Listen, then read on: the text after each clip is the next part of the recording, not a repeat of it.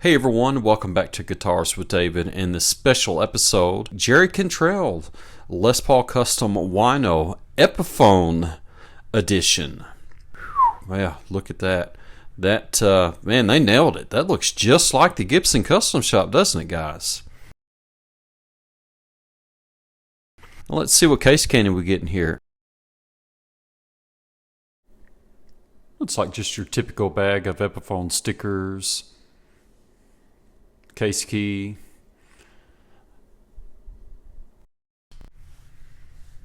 And again, Epiphone really nailed the color, replicating the Gibson Custom Shop Les Paul Custom Wino. But again, Gibson owns Epiphone, so I'm sure the color is pretty much just here. Here's the color code right here. Match it. Let's look into the cavities.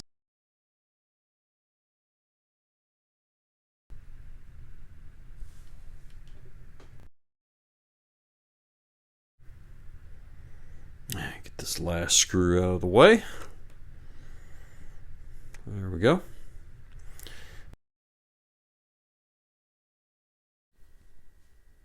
And there we have the CTS 500K pots.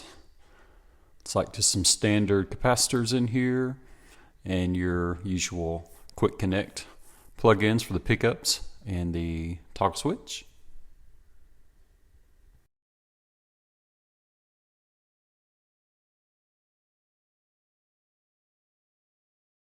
Everything looks normal on your typical Epiphone and the toggle switch back cavity.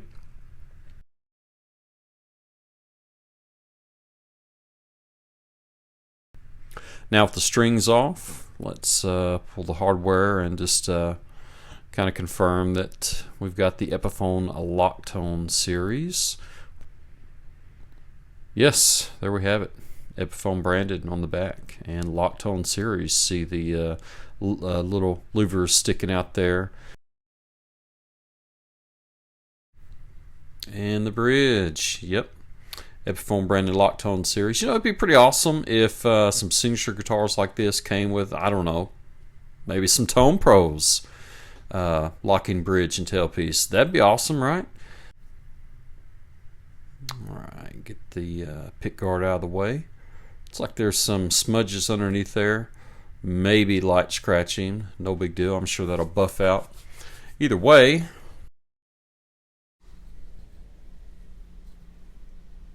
And for the neck pickup, we have the Epiphone Anico Classic Pro.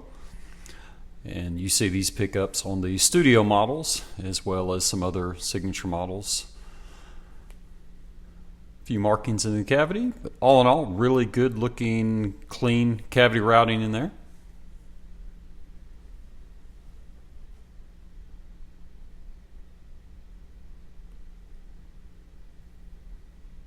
And at the bridge pickup, this should be the custom bucker.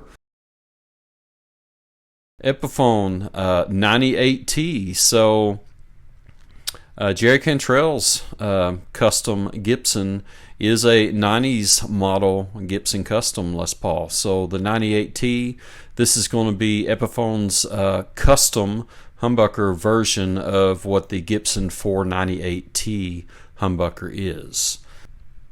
Alright guys, so this next part, if you are new to my channel, I usually skip through this or fast forward pretty quickly through conditioning and cleaning the board and the frets, but you know, I've had some requests to actually not speed through, fast forward through this part. So there are some viewers who actually want to see me use the Dunlop conditioning oil and actually wipe away and polish everything in real time. So request granted.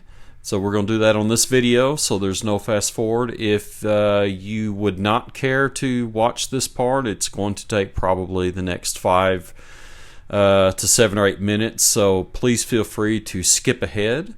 But if you are interested to see on how I do this on all my guitars that I get in, especially brand new ones, because guitars from China are absolutely filthy dirty. You would not believe the gunk that comes off these fretboards and around the fret, especially on the frets themselves. So you're going to see that here in just a moment.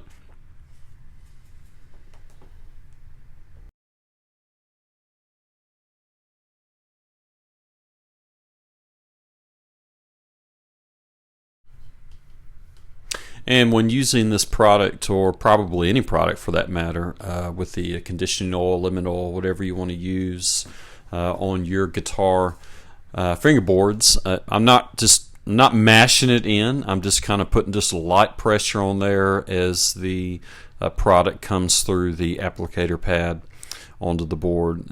Now I am putting a little bit more pressure as I am applying the product over the frets. And that's so the applicator can kind of help wipe away some of the dirt and debris that's stuck on the frets from the factory, and the rest is just for it to soak for the next 5 minutes until I wipe it off and actually put some elbow grease and clean it.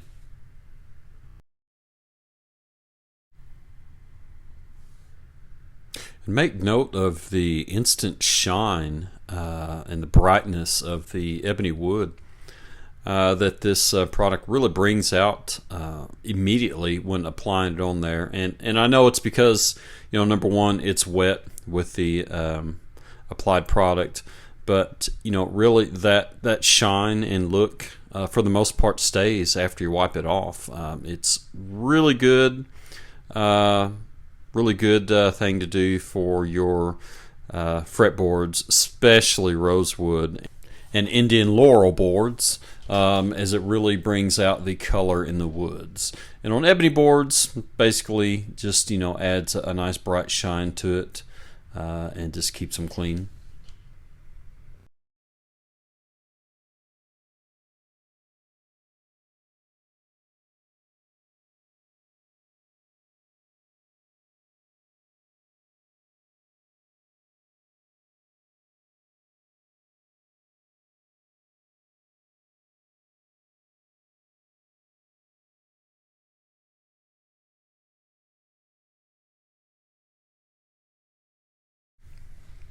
Alright, so now just take a regular paper towel, cloth, microfiber cloth, whatever you have.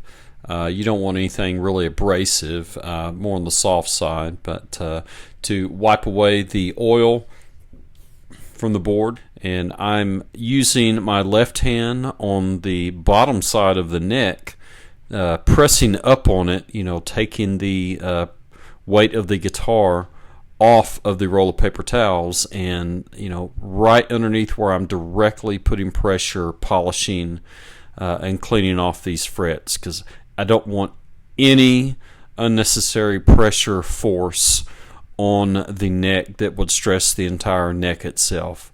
I know it's highly unlikely that any harm or damage could come to the guitar neck itself from doing this maintenance. But for me, I'm just not going to take any chances. So I always do this, and that's just part of the extra steps and care that I like to take in maintaining my own personal instruments. But yeah, you do you.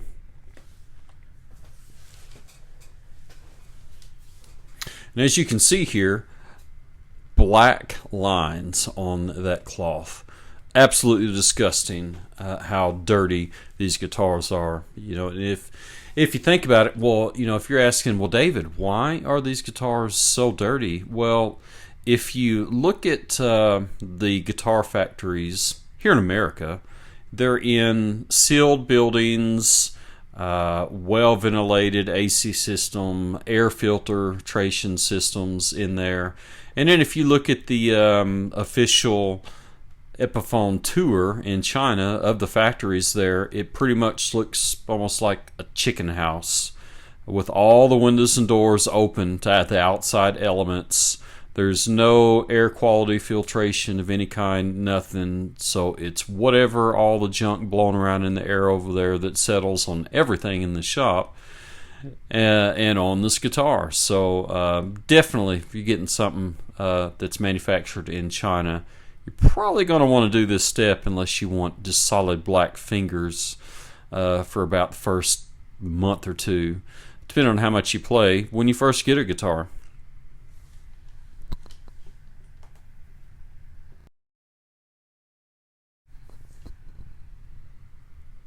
On average, I'll probably have about 4 to 6 separate strips of towel that I go through in cleaning off all the gunk off and around the frets and conditioning the board on most guitars, and especially brand new ones from China, they're the worst.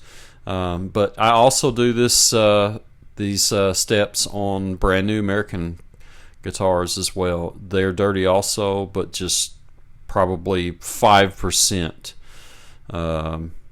compared to what you would get on this guitar here. What we're seeing, look at that one. Phew, man, that's solid black.